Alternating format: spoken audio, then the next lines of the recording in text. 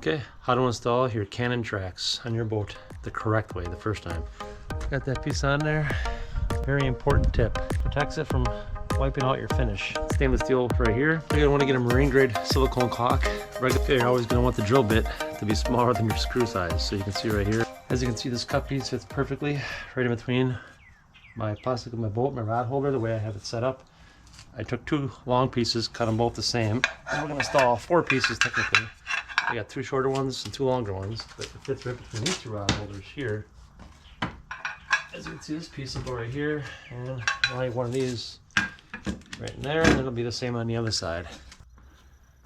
You want to make sure that when you put this on there, you don't hit your plastic. Make sure you, if you do cut it, brush that off with a wire brush. Get it smooth so you're not going to hurt yourself. I'm going to put this like this, match that up right here. Make sure I'm centered up on the rail.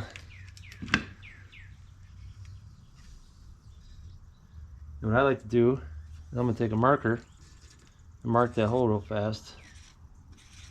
That way I can lift this up and see where my holes are actually going to be. Make sure I'm in the rail where I want to be. That looks really good.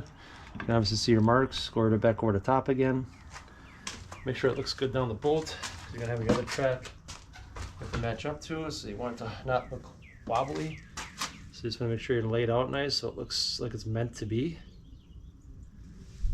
No amount of measuring can really help you with this. You have to go down and eyeball it.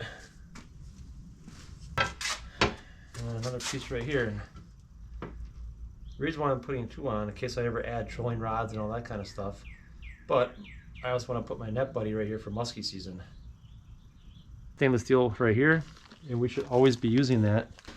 So you're going to want to get a marine grade silicone caulk. Regular 100% silicone is the same difference really. Try to get yourself the marine grade caulk. Your screws, we'll go over the size of that in a minute. Get your all marked out so you're ready to go. Move that aside. And we also want to lay down a cloth so first we'll drill our holes, small holes so we can put the screws in. And then we'll put a barrier so we don't destroy this labeling and stuff like that. If we want to take it off, it doesn't hurt the bolts. And then we can just caulk these off in the future, or take a black, if you're more silicone in there, it turns white or clear, it doesn't really matter. You just take a black magic marker and color over your silicone, you'll never know what was ever there. Okay, you're always going to want the drill bit to be smaller than your screw size. So you can see right here how that goes in there like that. Smaller, these threads should still grip. We don't want to drill a hole because these have to catch your boat, the thickness of your side rail. Now we'll go ahead and drill them all. And before we go too far, it is a 1/4 inch.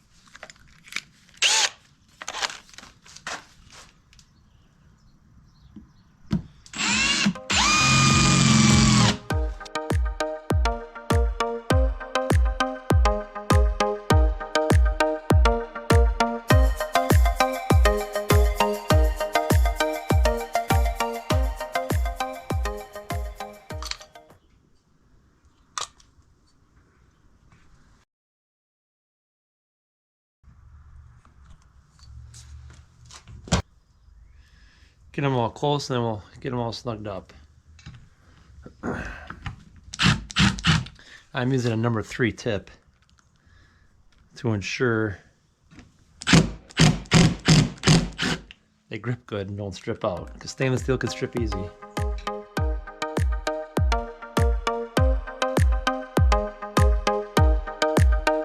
There, it's on there very well. And then repeat the process around the boat with the other tracks.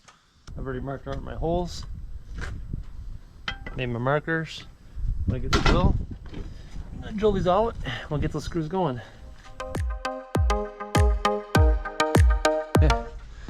Got that piece on there, lay this on the top, line up my holes, protects it from wiping out your finish.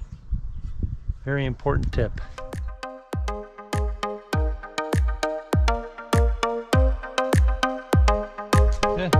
She isn't gonna go anywhere. I'll go do the other side.